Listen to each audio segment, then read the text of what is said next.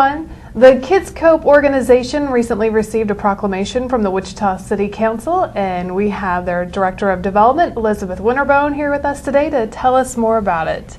First, just talk a little bit about the proclamation you received. Well, we were really proud to receive the Children's Grief Awareness Day proclamation, which is designated as November 20th this year. And that day is a special day for our organization because we really want to raise awareness of the suffering that children in our community do when they've lost a loved one. So this proclamation is to raise awareness for that situation. And for anybody who's not familiar with your organization, will you talk a little bit more about how you help those grieving children? So Kids Cope is this wonderful organization right here in Wichita that offers peer support to children ages 3 to 18 who have suffered the loss of a loved one. We find that children suffer in silence. We are not good as a society in opening up conversation and asking children how they're doing, and children certainly don't talk to one another about it. It's a scary topic. So our aim is to put children with other children who are going through the same kind of a situation, and we have a wonderful program to help them to understand what it is that they're going through and to support them at that time.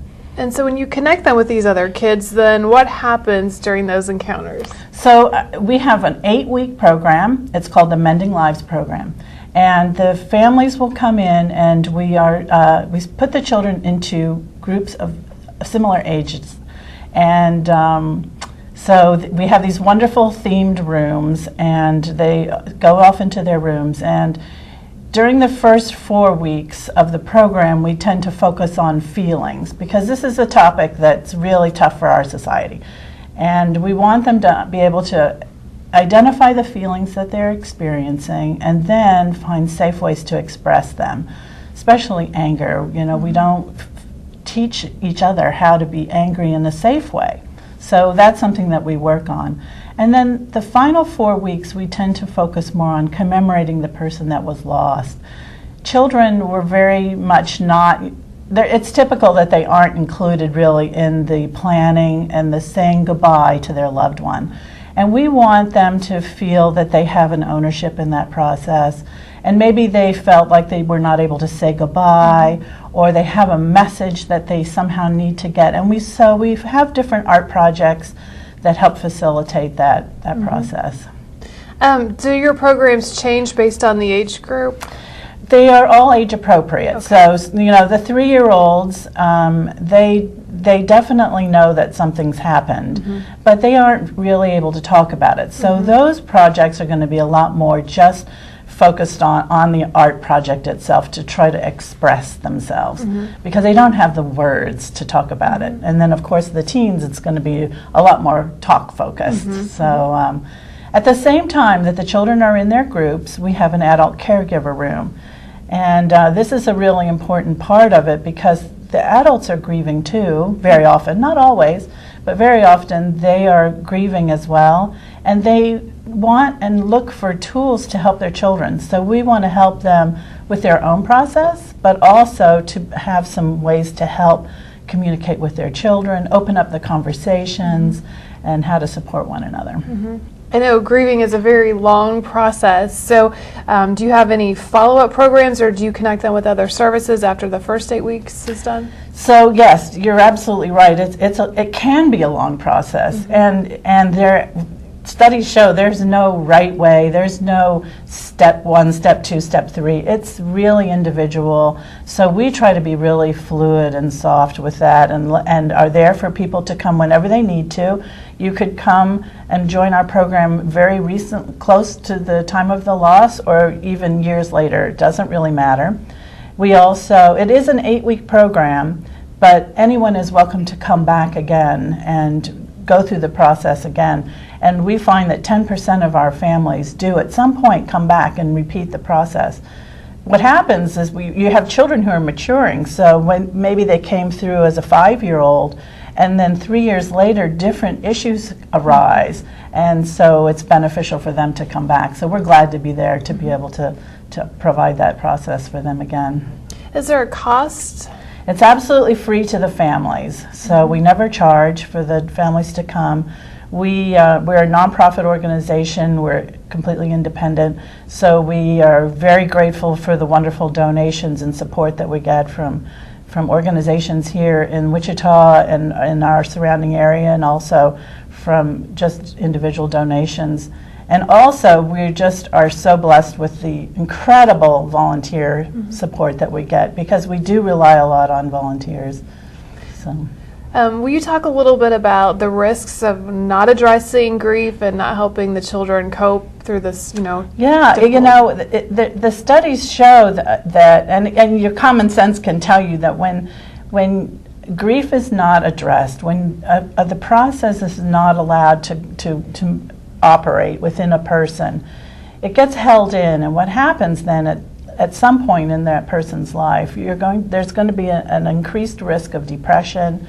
And substance abuse is often a problem for grief that hasn't been expressed properly, and suicide. So these problems are not just family problems, these are community problems. So I think Kids Cope is really invaluable to our whole community. And we have people who come from a long way.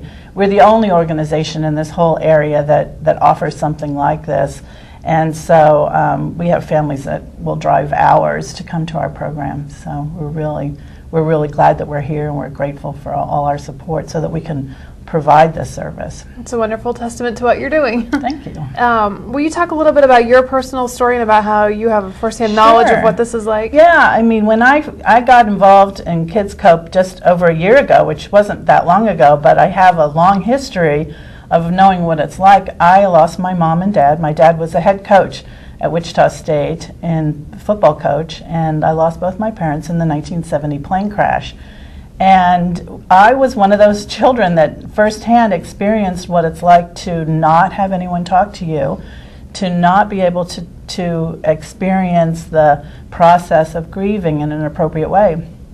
My brother and I were both we went to live with some relatives who were very caring and tried to help, but they didn't really know my mom and dad. So there was no discussion about who my parents were or what they were like. And so there was decades went by when I really was not able to talk about what I'd been through, and it took a lot of hard work and therapy and much longer than it needed to. When I found Kids Cope, I realized, wow, this makes a difference. So I was so thrilled to get involved. How old were you when you lost your parents? So I was 10 years old at the time. So I can relate. When I first started at Kids Cope as a volunteer facilitator, and that's the position that we love our volunteers to come to take part, because you go through a training and then you're able to work with the kids in the rooms. So I was really excited to do that, because I felt like I would have this, even though without talking about my own experience, I felt like I would represent hope for them, that they could get through this process and this problem that they're facing that they feel like they would never ever recover from, and just kind of be a symbol of, yes, you can, you can get through it, and you can be happy again. You never forget, but you definitely can have a happy life too. There is hope. Yes. For anybody who's watching this and thinking like, gosh, I'd like to be a volunteer, what can you tell them about that process? So we have all kinds of opportunities for volunteering, and as the facilitator is the biggest commitment probably that we have, and that involves going through a weekend training, and it's more of a commitment because you do than the 8-week program at a time. But we have all kinds of positions of where we need just help sorting crafts and just general office support and answering phones, to painting rooms, and just helping just to keep our property in good shape. But also that we also like to have people who bake cookies to put in our freezer. We always offer a snack to the families when they come, because it's in the evening that we meet once a week for the groups.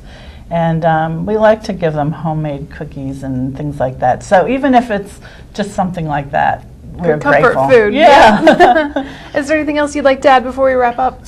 I don't think so. Just that I want to just say that November 20th is an important day, and I just want you to be aware that you probably do know somebody who is suffering, and it would be great if you could spend a little time with that kid who maybe lost somebody. Tell them about, the funny stories that their grandfather used to tell, or how much they remind you of their mom. It would mean a lot to them. Absolutely. Great advice. And give us the contact information for Kids Cope in case anybody wants to reach you. Absolutely. You can find us at kidscope.org, which is KIDZCOPE.org. And we're on Facebook, and we're also on Twitter at Kids Cope. And your phone number? Area code 316-263-3335. Well, Elizabeth, thank you for taking time out of your busy day to be with us and tell us more about it. Thank you very much. And thank you for watching this City 7 News Now update.